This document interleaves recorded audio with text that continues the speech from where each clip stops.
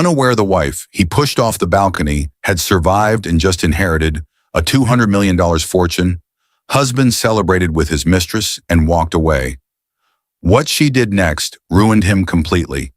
He didn't just betray his wife. He waited until she was standing on their balcony during a special anniversary dinner, told her to admire the view, and used the trust she had in him to push her straight over the rail. Seconds later, Elena Carter's body crashed onto an old maintenance awning 2 floors below, then into the bushes. Her world went black before she could even scream. Upstairs, Mark didn't rush down. He didn't call for help. He quietly picked up her phone and bag from the living room, hid them deep in a closet so no one would know who she was, locked the front door, and walked away. While a retired nurse named Martha ran to Elena's side and begged the paramedics to save Lena Watkins, a name she blurted out in panic when they asked who the woman was. Mark was already sliding into a silver car with his mistress, Tessa. They drove to a rooftop bar, raised their glasses, and celebrated what they thought was a clean escape. Mark believed one thing: with no ID on her and whatever name the hospital wrote down, no one would ever connect the woman who fell to his missing wife. He was sure Elena would never wake up, never talk, never be heard. What he didn't know was this: she would open her eyes. And the next person to walk into her hospital room would not be him, but a lawyer carrying a file with her late father's name on it, and proof she had just inherited a $200 million fortune that put more power in her hands than Mark had ever dreamed of touching. This is not just a story about a man who walked away laughing. It's about what happens when the woman you tried to throw away becomes the one standing above you, with money, evidence, and every reason to ruin you completely. Dear viewers, thank you for being here. If you watch without subscribing, it's like letting Elena's voice fade back into the darkness where Mark left her. When you click that button, you stand with every survivor of betrayal who chose to rise. Please subscribe now and tell me in the comments where you're watching from. Elena Carter jolted awake, heart racing, fingers still trembling from the nightmare she couldn't remember. For a moment, she didn't know where she was. The room was dark except for a small lamp glowing beside her work desk, where open sketches, color boards, and client notes were scattered like pieces of a life she was constantly fighting to keep together. She exhaled shakily, brushing her hair back. At 32 years old, Elena worked long nights as a freelance designer for small businesses. Logos, menus, shop fronts, anything that paid enough to support the home she shared with her husband, Mark Carter, a 36-year-old financial consultant.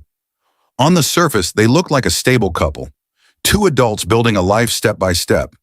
But underneath, Elena carried an old fear she never spoke about, not even to Mark. She pressed her palm to her chest, steadying her breath. That nightmare again, the one where she reached for someone but couldn't save them. The dream always blurred, but she knew exactly where it came from. In the quiet of the room, Elena's mind drifted to a time long before adulthood swallowed her. She saw herself at age 17, seated beside the bed of Anthony Wells, her father, a once successful real estate developer who made modest fortunes through small properties. He wasn't a billionaire, but he was so financially disciplined that Elena grew up knowing he had built something secure for his only daughter. In the last year of his illness back then, money didn't matter. What mattered was his voice, soft and weak, telling her, "Family isn't something you find, sweetheart. It's something you build." She held his hand during those nights, promising she would never let herself be alone in the world. One night, the house fell so silent, she thought she'd lost him for good. Ambulance lights flashing through the curtains as they rushed him to the hospital. He survived that scare, but something in her never fully relaxed again. From that night on, she knew what it felt like to almost lose the only person who made her feel safe. Years later, his health declined again. He moved into a smaller place where nurses could check on him more easily, and Elena had to clear out the old family house she grew up in. She remembered the night she sat on the floor surrounded by boxes, holding one of his old shirts and crying like a child. Mark appeared in her life like a lifeline, calm, confident, offering comfort when she couldn't hide her grief. He came over that night to help, sat down beside her, and wrapped his arms around her. She remembered the way his voice sounded in the half-empty room. "You don't have to face anything alone anymore," he whispered. "I'm here." Packing up her father's things felt like packing up her childhood. Mark stayed, carrying boxes, joking gently, making tea. He felt like safety, like a bridge between the life she was losing and the life she could build. She clung to that promise. It was the closest thing to security she had known since those nights by her father's hospital bed. This was the root of her devotion. This was why she tried so hard. This was why she ignored the small cracks forming in her marriage. Her eyes drifted to the clock. 2:14 a.m. She rubbed her neck and stood, stretching her stiff limbs. On her way to turn off the lamp, she noticed something on the floor, one of Mark's jackets.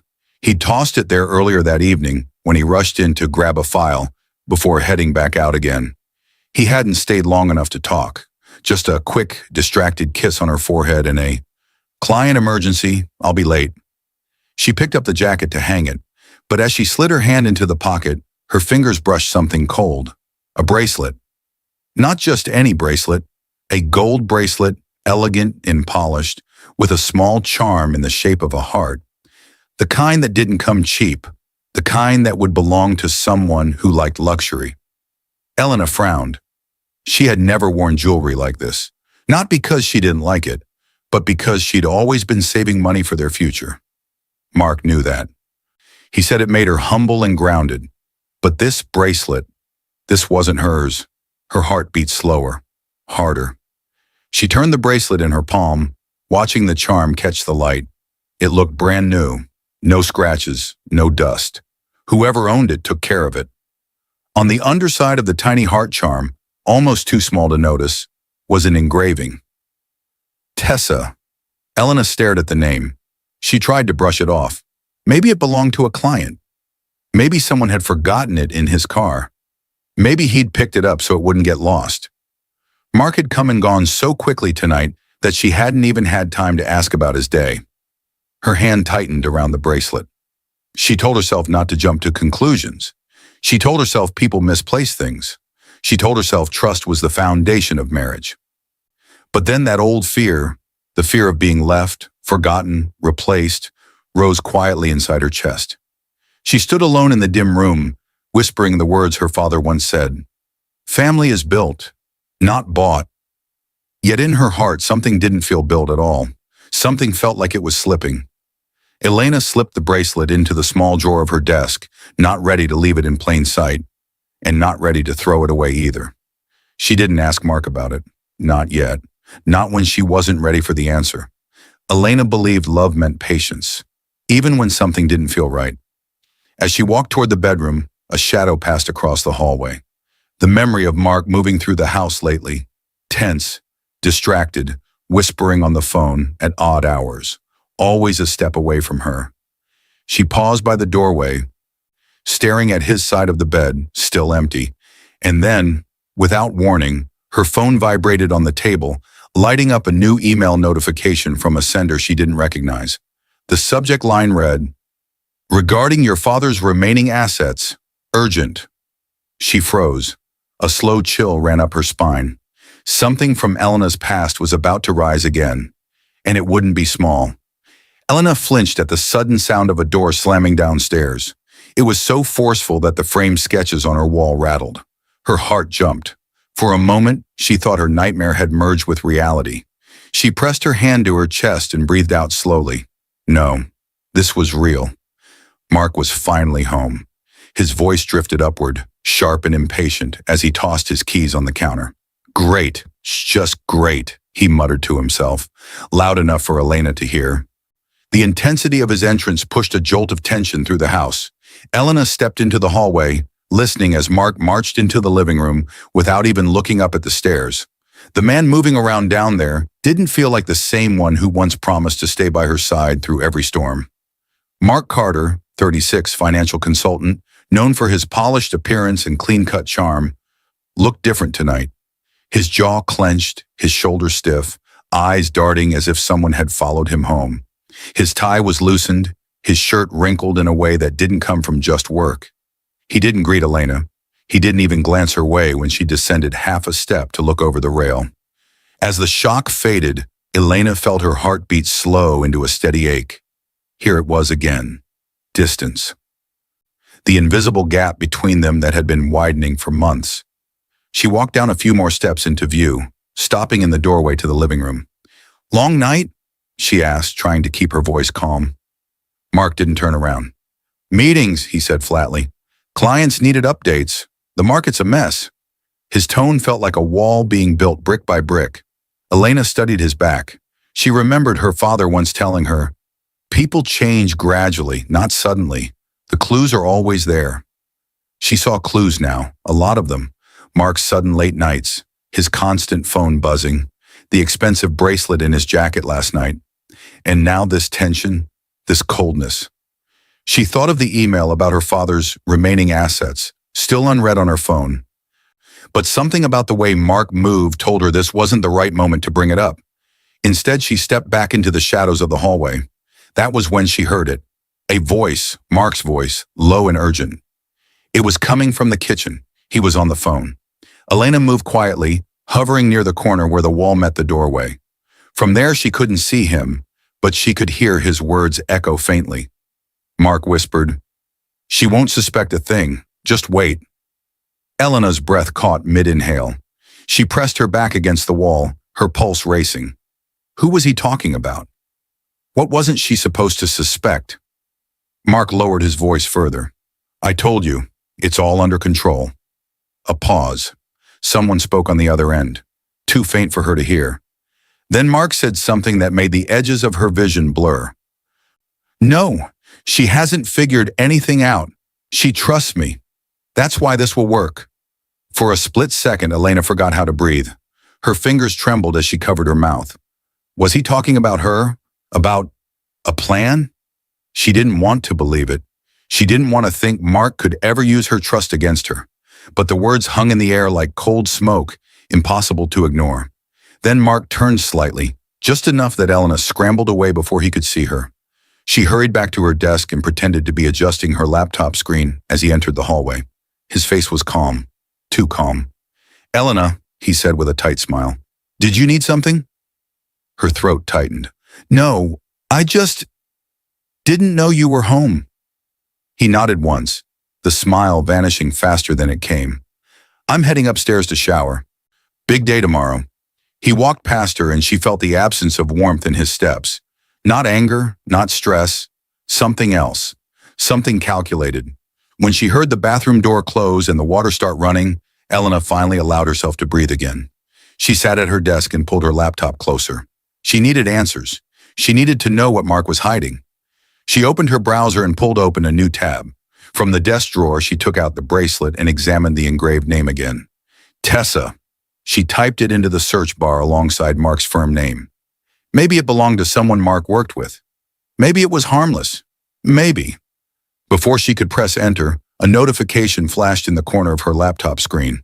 It wasn't from her account. It was from the messaging app Mark had synced to the home computer months ago, so his texts would show up while he worked.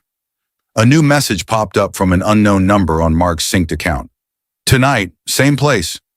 No name, no explanation, just those 3 words. Elena's stomach twisted. She clicked nothing. She didn't want to risk marking it as read.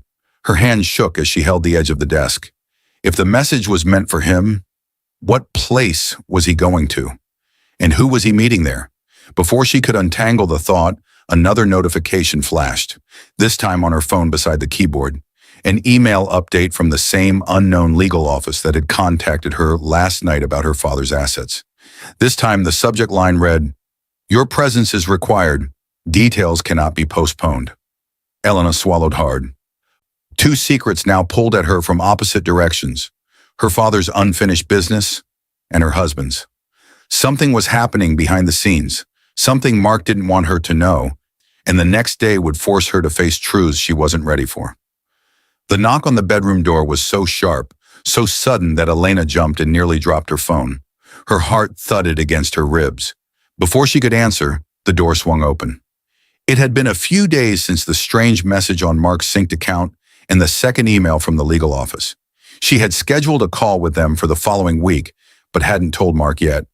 In that time, he'd been oddly pleasant, but distant, as if performing the role of a husband instead of living it. Now Mark stood there. He wasn't angry. He wasn't annoyed. He was smiling. But not the warm smile she remembered. This one felt stretched, stiff, like a mask that didn't fit his face anymore. "Elena," he said softly, "get dressed. I have a surprise for you." Her pulse raced. After the late-night whispers, the bracelet and his recent detachment, the sudden shift in his tone hit her with confusing force. "A surprise?" she asked cautiously. Mark nodded. "It's our anniversary weekend.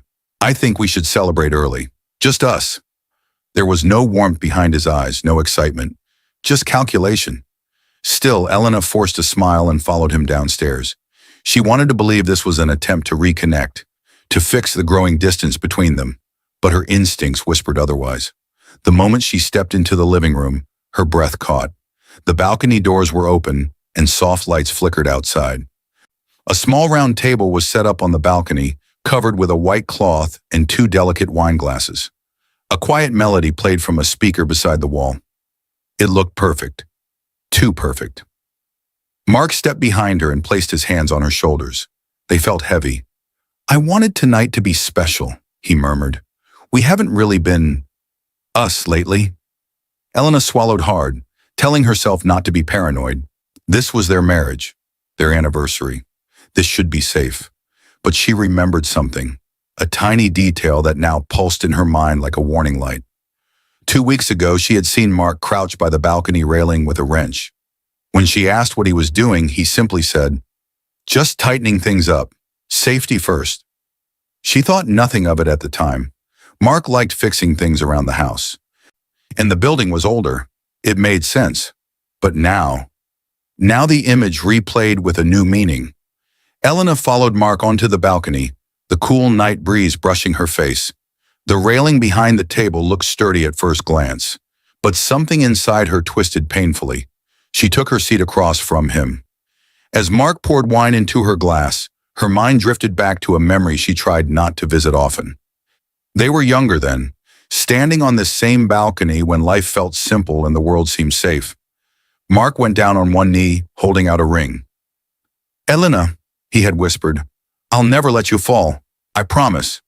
It was the kind of promise she believed with her whole heart, the kind that made her feel secure, the kind that made her trust him enough to build a life. But tonight, that memory felt tainted, corrupted. Mark lifted his glass toward hers. "To us." His voice had no warmth, no happiness, just something expectant. Elena picked up her glass slowly. Her fingers trembled, and she forced herself to hide it. If something was wrong, if something dangerous was coming, she needed to stay calm. She needed to think. They toasted, the glasses touching with a soft chime that sent a shiver up her arms. Mark leaned back in his chair, studying her. "You seem tense," he said. Elena looked down at her hands. "Just tired from work, and I still need to call that legal office about my dad." For a tiny moment, something flickered in his eyes at the mention of her father. Then it was gone. He replied, eyes narrowing slightly. "Let's not talk about that tonight. Just enjoy this." There was silence, uncomfortable, heavy. She glanced at the railing. Just one glance, long enough for dread to pool in her stomach. It looked different, barely noticeable, but the join near the corner seemed newer. The metal slightly off color, as if a section had been replaced. "Elena," Mark said suddenly, drawing her attention back. He reached across the table and touched her hand. His fingers were cold. "I want tonight to be memorable," he said. Her heart pounded against her ribs. She felt ready to stand, ready to go back inside, ready to escape the sudden pressure in her chest. But Mark lifted his glass again. "A real celebration," he said. He stood up. He walked around the table. He moved behind her. Elena's breath caught. His hand brushed the railing lightly as if testing it. It gave a faint creak. Her blood ran cold. Mark looked down at her with that strange smile, the one that didn't reach his eyes. "You're safe with me," he said softly. Elena's fingers tightened around her chair. His hand pressed the rail again. Another creak, a little louder this time. Mark leaned in close, lowering his voice to a whisper. "Let's see how strong this balcony really is." The night air turned still, and Elena realized This anniversary night was not meant to celebrate their love. Tomorrow would reveal what Mark had truly been planning, and the danger waiting just inches behind her. Elena felt the air change before she heard him move. 1 second, the balcony felt open and wide, the cool night breeze brushing her skin. The next second, Mark's presence behind her turned that open space into a small, trapped corner. His shadow stretched long across the floor, swallowing the warm glow of the string lights. Her heart sped up. "Elena," Mark said softly, his tone too calm for the tension in the air. "Come closer. Look at the view." His voice was gentle. His body wasn't. Elena stood a few inches from the railing, holding her glass. Below them, the ground looked far, dark, and unforgiving. 2 floors down, the old maintenance awning stuck out from the side of the building. Rusted metal, the kind she always assumed would be removed someday. Tonight, it might be the only thing between her and the end. She glanced back at Mark. His eyes were on her, not on the view. There was no softness there, only something cold, like a final decision already made. Her throat tightened. "Mark, what's going on?" He stepped closer behind her. "You've been asking too many questions lately," he murmured. "Checking my phone, looking through my things." Fear prickled the back of her neck. "I was just worried. You've been different, distant. You should have stayed in your lane, Lena." Her chest clenched at the nickname that used to sound sweet, now twisted into something sharp. "Mark, what are you—" He moved. 2 steady hands pressed against her back and shoved. The sound of her glass shattering on the tile barely registered before the air swallowed her whole. She fell. The wind screamed past her ears. Lights blurred above. Her arms flailed, reaching for anything, everything, but there was only empty air and the brutal rush of gravity. Then, the awning. Her body slammed into it, metal bending with a sharp screech that cut through the night. The impact slowed her fall just enough before she rolled off the side, crashing into thick bushes and hard ground below. Pain burst through her body in bright, blinding flashes. Her head hit the dirt. Silence. Darkness. Her last thought before everything went black was not a word, but a feeling. Betrayal. Across the courtyard, a light flicked on. Martha Watkins, a retired nurse in her early 60s, stepped out onto her small balcony, frowning. She had heard the metal scream. She had heard the dull thud afterward. From her angle, she couldn't see the upper balcony clearly, only the courtyard below. Her eyes scanned the yard. Then she saw her, a woman, crumpled near the bushes, not moving. "Oh, dear Lord," Martha breathed. She rushed back inside, grabbed her phone and keys, and hurried downstairs as fast as her aging knees allowed. When she reached the courtyard and saw the woman up close, bruised, bleeding, unconscious, her training kicked in. "Miss, can you hear me?" she asked, kneeling beside her. No response. She checked breathing. Still there. Weak, but steady. She hit the emergency number on her phone. "This is Martha Watkins.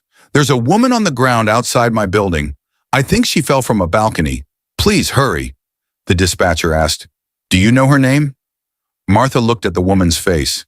She had seen her around, always with a quiet smile, sometimes waving from the balcony when she watered plants. "I think her name is Lena," Martha said, voice shaking. "Lena. I've heard her husband call her that. Put down Lena Watkins for now." In the panic, she never realized she'd given her own last name instead of the woman's. The dispatcher repeated, "Lena Watkins?" "Yes," Martha said, too focused on keeping pressure on a bleeding cut to catch her own mistake. A few minutes later, flashing lights painted the courtyard red and blue. Paramedics knelt where Martha had been, checking vitals, fitting a neck brace, lifting Elena carefully onto a stretcher. "Pulses weak but present," one of them called. Martha gripped the air in front of her chest, whispering under her breath, "Stay with me, Lena. Stay with me." Upstairs, moments after the fall, Mark wiped his hands on his pants and walked through the living room. From where the balcony was positioned, no direct neighbor could see what had happened. Only the sound had traveled. On the coffee table lay Elena's phone and small bag from earlier. He picked them up. He slipped her phone into his pocket.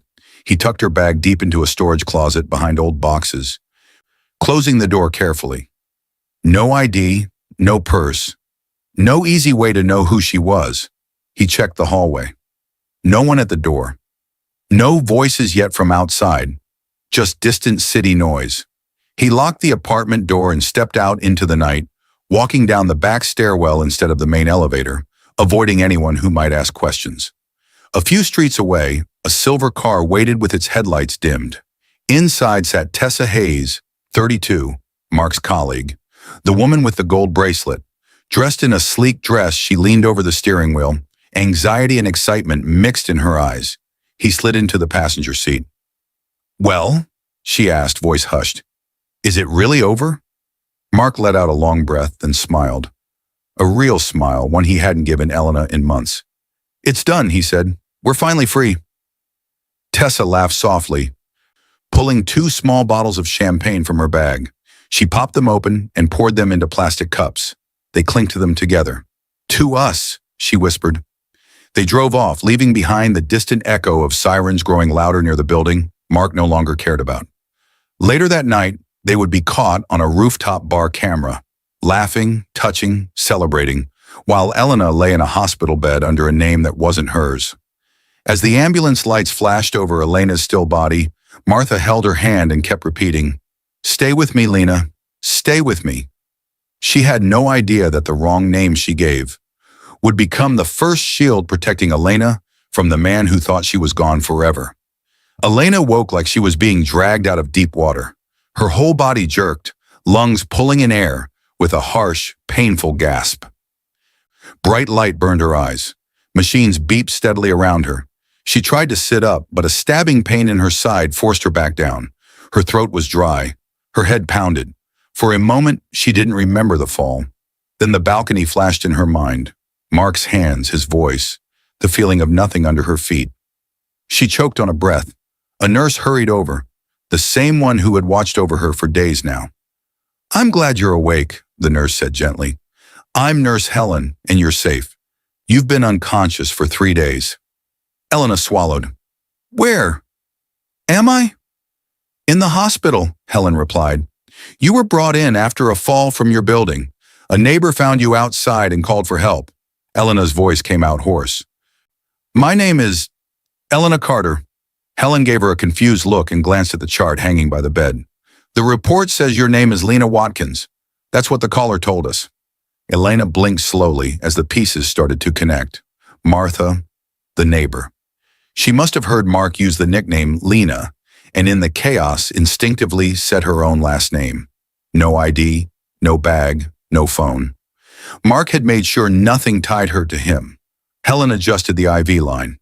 "You didn't have any identification on you. No license, no card, nothing in your clothes.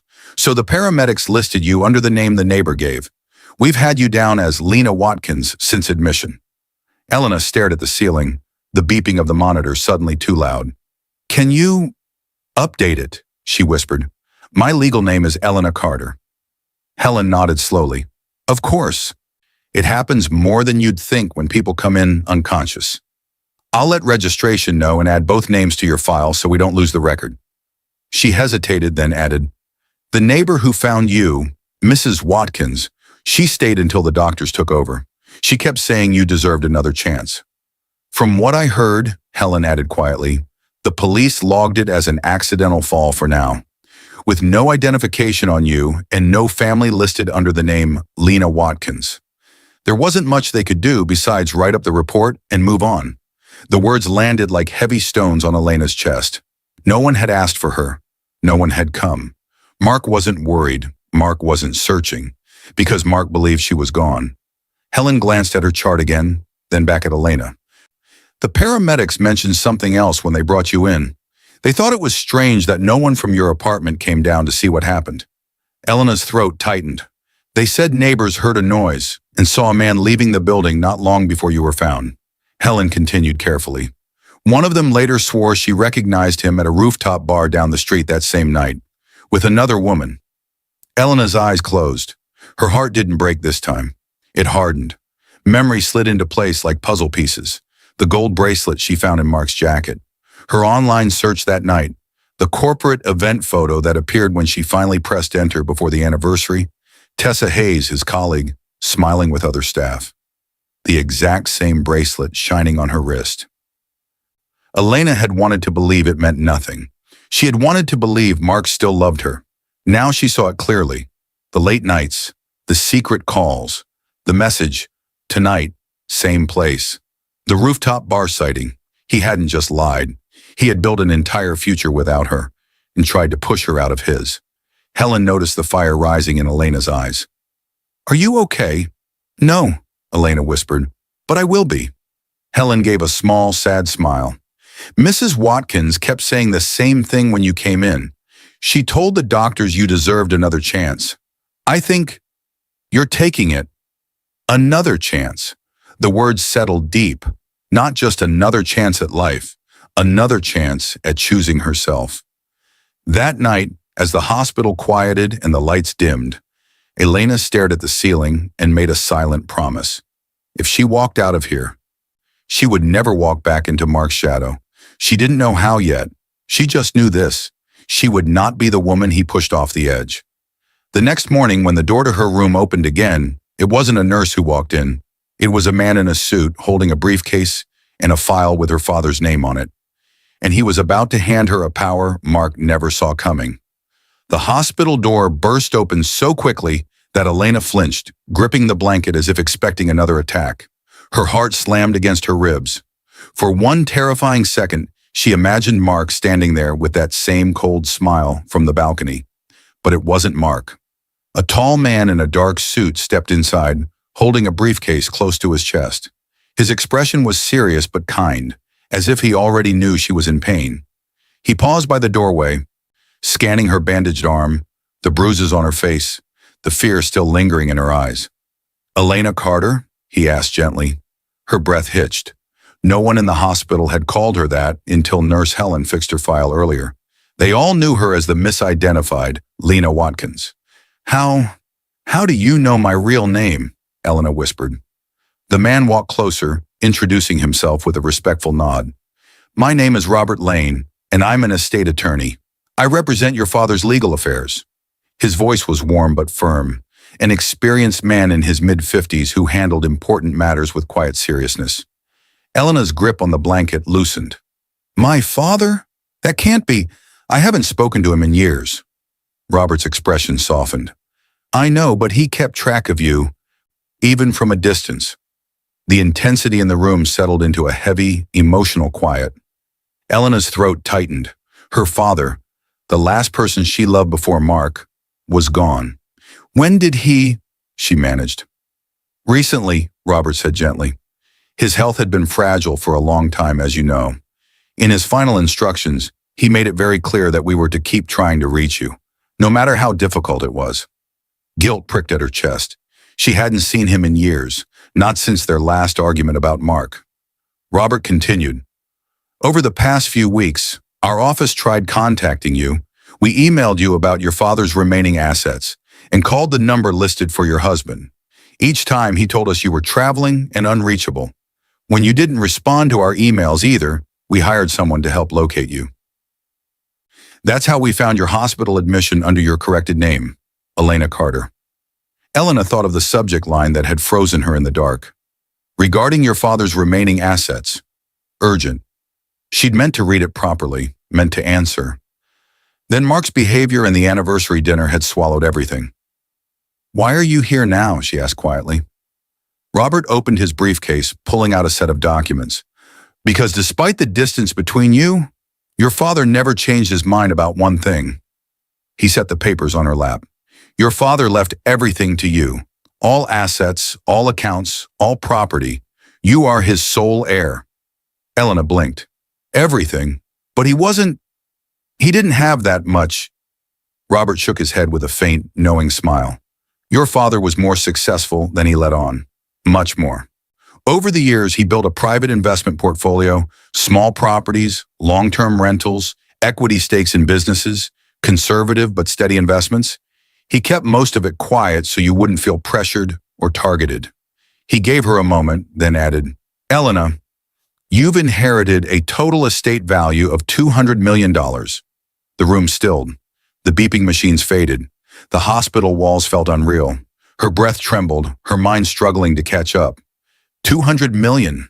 A wave of disbelief crashed over her. Her father, despite their distance, had chosen her, protected her, even after she walked away. She covered her mouth with her hand as tears spilled silently. He had warned her about Mark. He had seen the danger years before she did, and now, even in death, he had given her the power to rise from the betrayal. Robert continued softly, "There is also a note addressed to you. I can give it to you when you're ready." Elena nodded slowly, her heart swelling with a mix of grief and gratitude. For the first time since the fall, she felt something new inside her. Strength, not anger, not fear. Strength. Images rose, sharp and painful. She was standing outside her father's smaller home, still cluttered with boxes from his move. She remembered shouting, accusing him of not supporting her relationship with Mark. Her father looked older than she remembered, pain in his eyes. "Elena, that man values money more than life. One day you'll see it." She was blinded by love then. She thought he was being unfair. "I love him," she had said. "Why can't you trust my choice?"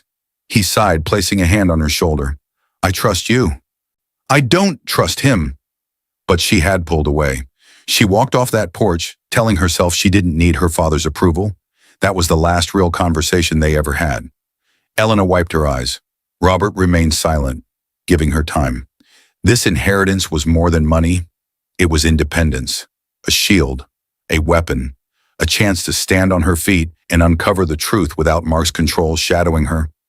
Elena picked up the pen Robert offered. Her hand shook as she signed the inheritance papers. The moment the pen touched the page, something shifted in the air. Mark wanted her gone. Instead, she became untouchable. As Robert packed up his case, he said quietly, "There's one more thing, Elena. Something your father wanted you to see. He left it in my care months ago before he passed. I'll bring it tomorrow." Elena looked up. His eyes carried a warning. "What he left behind may change everything you thought you knew."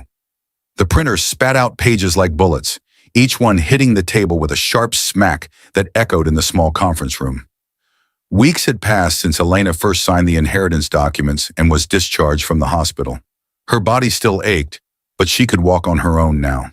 She sat straight, bandaged but composed, watching as her new life, her quiet war, formed in ink and paper. At the table with her were three people.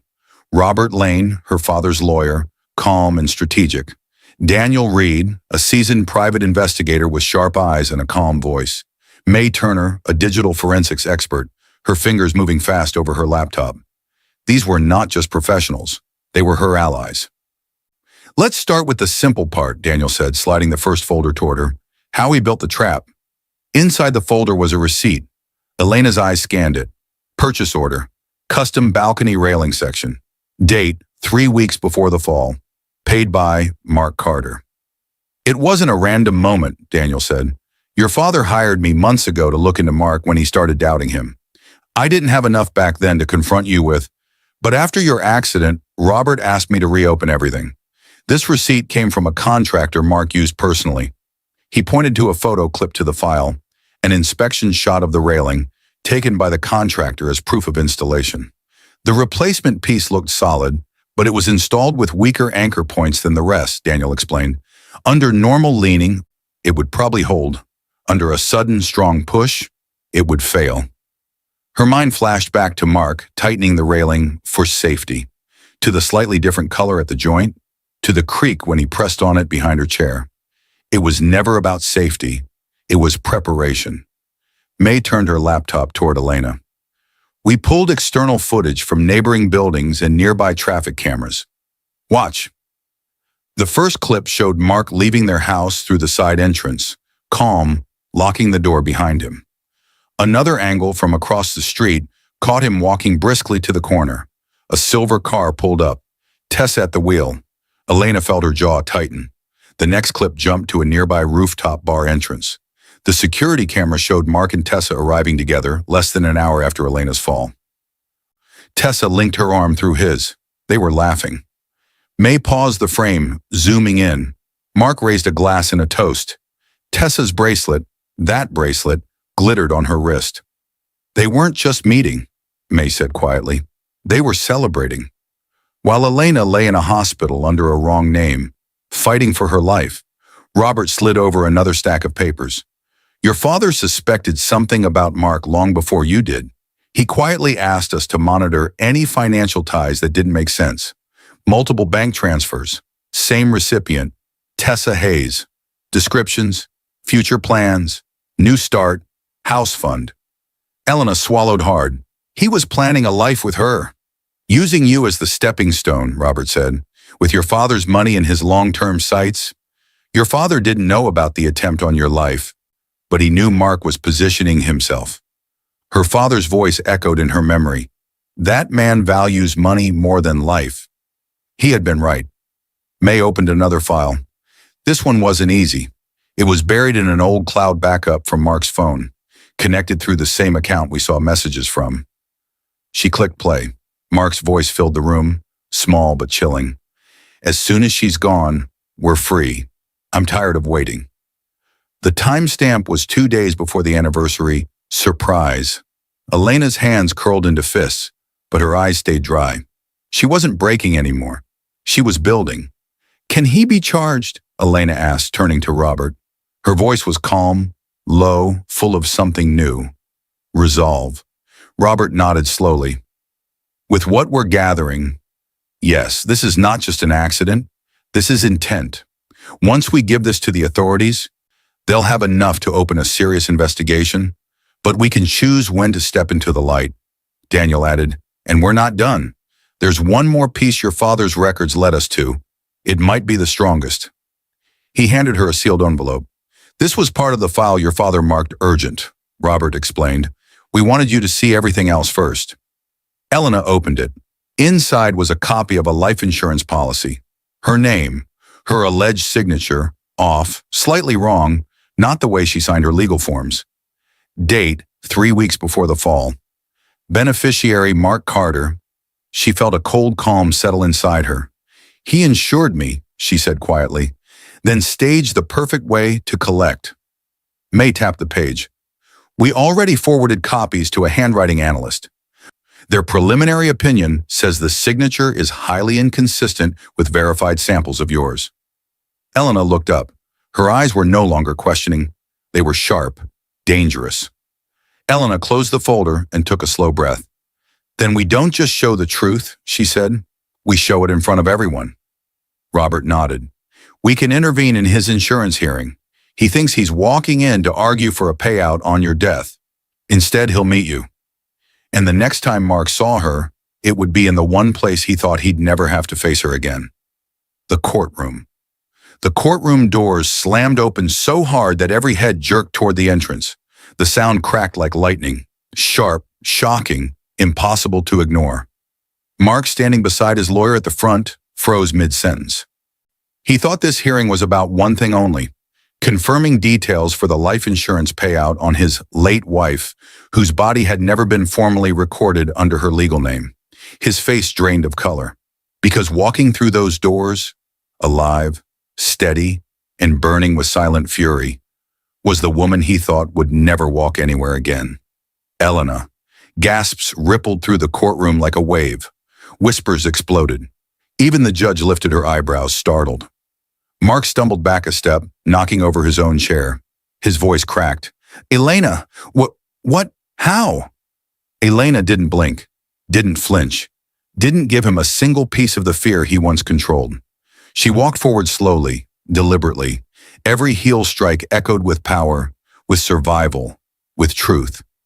Behind her sat Robert, Daniel, and May, all silent pillars of support. The judge cleared her throat. Ma'am, state your name for the record. Elena stood tall. Elena Carter. Mark's jaw fell open. His lawyer, an older man with thinning hair, whispered frantically at him, but Mark didn't respond. His eyes stayed glued on Elena, as if he couldn't believe she was real. Finally, she turned her head toward him. The look she gave him wasn't hatred. It was worse. It was knowledge. Elena had practiced this moment in her mind over and over, yet now that she stood here, she felt strangely calm. Her heartbeat was steady, her breath controlled. She wasn't the frightened wife from the balcony. She wasn't the broken woman in the hospital. She was the survivor with the truth. She faced the judge. I have evidence relevant to this case, Your Honor. evidence that concerns both this insurance policy and the circumstances of my fall. Approach, the judge instructed. From her bag, Elena pulled out a thick folder, organized, detailed, undeniable. But before she handed it over, she turned once more to Mark. His face glistened with sweat. His hands shook uncontrollably. Tessa, seated behind him, sank low in her chair, eyes wide with panic. She had come to support him, thinking the court would officially free him from a dead marriage. Elena stepped onto the stand. The clerk swore her in, and the judge gestured. "You may begin, Ms. Carter." Elena opened the folder and placed the documents before the judge. Inside was everything she had collected. Security footage of Mark leaving their building and arriving at the rooftop bar with Tessa. Bank transfers labeled Future Plans, New Start, House Fund. Mark's voice memo. "As soon as she's gone, we're free." The balcony railing receipt and contractor report. Digital forensics reports tying his devices to the messages. Screenshots of Mark and Tessa's conversations, hinting at a life once things are cleared. And the judge paused at the last document, eyes narrowing. "This is a life insurance policy." Mark's breath hitched so loudly half the courtroom turned. The judge continued reading. "Elena Carter, insured for $1 million, signed 3 weeks before her fall. Beneficiary, Mark Carter." The room erupted in whispers. Tessa covered her mouth with trembling hands. Mark stuttered, I did that for protection. I didn't expect—" "You didn't expect me to be alive," Elena cut in quietly, her voice filled with ice. His mouth hung open. She held his gaze, calm but deadly. "You planned a future without me. You planned everything. You just didn't plan my survival." Mark's lawyer stood abruptly. "Your Honor, this is highly prejudicial." "Silence," the judge snapped. "This evidence is damning and highly relevant to both the insurance claim and potential criminal conduct." Mark's face twisted. A cracked voice escaped him. "None of this is what it looks like." Tessa, shaking uncontrollably, suddenly blurted out, "I didn't know. Mark told me he said she left him. I didn't know anything about this." Her desperation only made the courtroom louder. Mark spun on her, furious. "Stop talking." The judge banged her gavel. "Enough." The room finally quieted. The judge looked directly at Mark. "Given the evidence presented and Ms. Carter's testimony, I am suspending any decision on this insurance payout and referring this matter to the district attorney's office and law enforcement for a full criminal investigation into suspected attempted murder and fraud. Additionally, a protective order will be issued immediately. Mr. Carter, you are to have no contact with Ms. Carter." The words hit Mark like a punch. He sagged forward, breath shallow, panic crawling across his face. Elena did not look away. She watched him crumble, watched him face the truth of what he tried to erase. As the judge prepared to dismiss the room, the bailiff handed Elena a note someone had left for her at the front desk. She unfolded it. Her expression suddenly hardened. The message was written in a rushed, shaky hand. "He's not done. Watch your back." And as Elena stepped out of the courtroom, she felt it.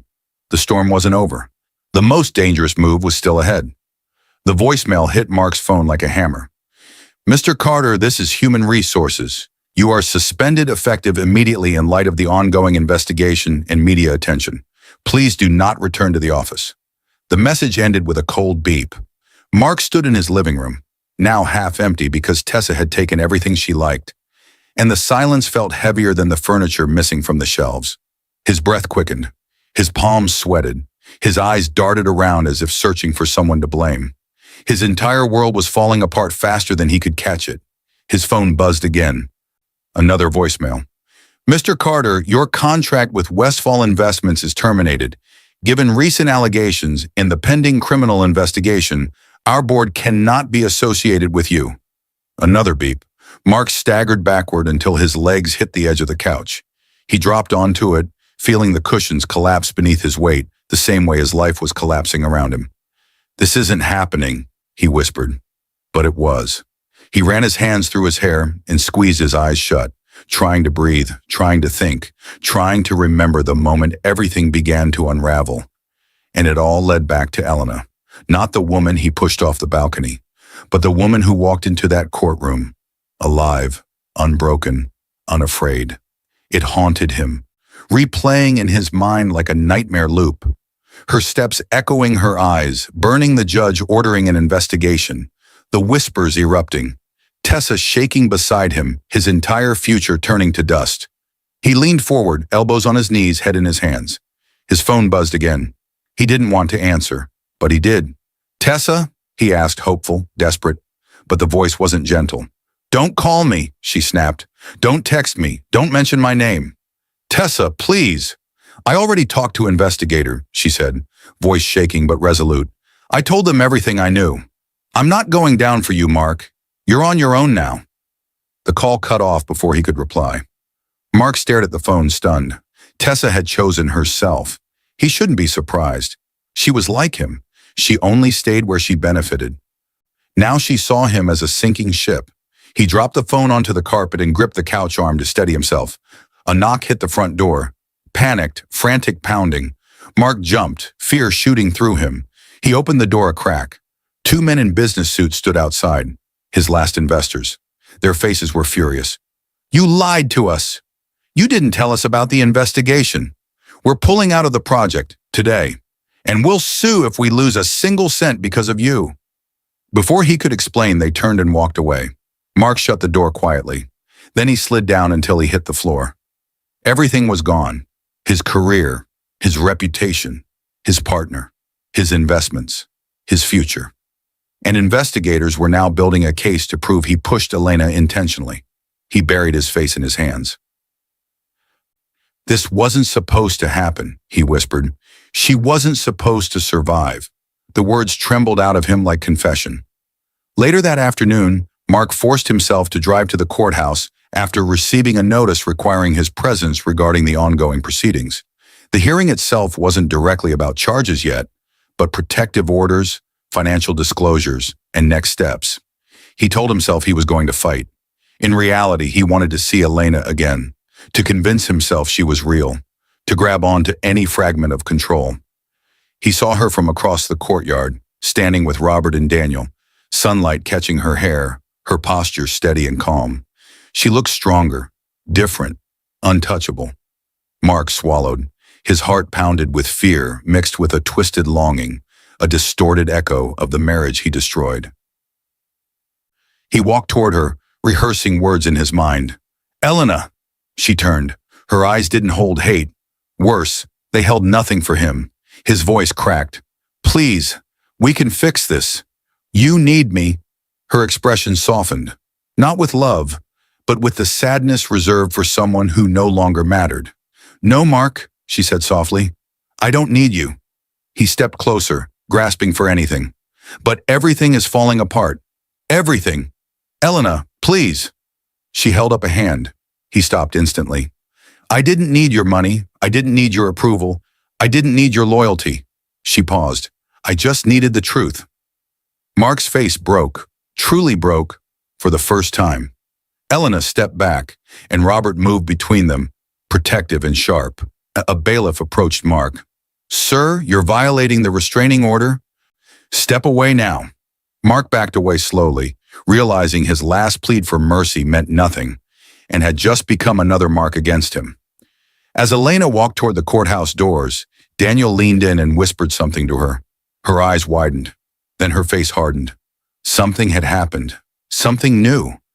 And in the next hour, Mark would learn the final blow, the one that would end his downfall completely. Months later, the pen shook in Elena's hand as she lifted it toward the final line of the divorce papers.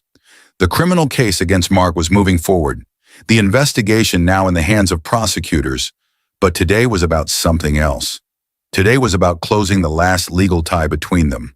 The courthouse hallway buzzed with distant voices. But the moment she touched the paper was so intense, it felt like thunder cracking inside her chest. This signature would break the last chain Mark ever had on her life. She exhaled sharply and signed. The sound of the pen scraping across the page echoed louder than any scream she held inside during the years of betrayal. Robert Lane, standing beside her like a steadfast guardian, nodded with pride. "It's done," he said softly. "You're free, Elena. Free." The words settled over her like sunlight cutting through shadows. The rest of the world moved quickly around her, but Elena walked slowly through the courthouse doors, letting the cool air wash over her face. Her body was still healing. Her scars, seen and unseen, were still tender. But for the first time in years, she wasn't walking toward danger or fear. She was walking toward her life. A car waited to take her to her new home, a quiet place her father had left her in his will, a peaceful house with gentle light filtering through the windows, and a garden her father planted decades ago. She stepped inside, the soft scent of old books and pine drifting through the air. This home wasn't just shelter, it was healing. She touched the walls, the furniture, the dusty old sketchbooks lying untouched on a shelf. Her fingers traced faded drawings she made when she was a child. Art, her dream before love, before marriage, before the betrayal stole pieces of her. She found a blank canvas resting by the window. She sat. She picked up a pencil. She started to draw. At first her hand trembled, then it steadied, then it flowed. Line after line, stroke after stroke, she breathed out years of pain. She didn't rise for revenge. She rose because she deserved better. Later that evening, Elena opened a small velvet box she had kept sealed since the investigation. Inside was the gold bracelet, the one that started her suspicions, the one that revealed the lies, the one that symbolized everything she survived. She didn't wear it. Instead, she placed it gently on a shelf above her art table, not as a memory of pain, but as proof of resilience. A quiet reminder that even the darkest betrayal cannot dim a woman who chooses to rise. As she stood there, warm light filling the room, the world felt still and safe. Mark had celebrated when he believed she was gone. But Elena? She was celebrating something far greater. Her rebirth, her voice steady and full now, whispered the final truth. He celebrated her death, but she celebrated her rebirth. The screen would fade to soft gold, her silhouette painting in the background, a symbol of healing, strength, and new beginnings. I hope you enjoyed watching it as much as I enjoyed creating it. Like, share, and comment on the lessons you've learned. Let me know where you're watching from in the comments below. See you in my next video.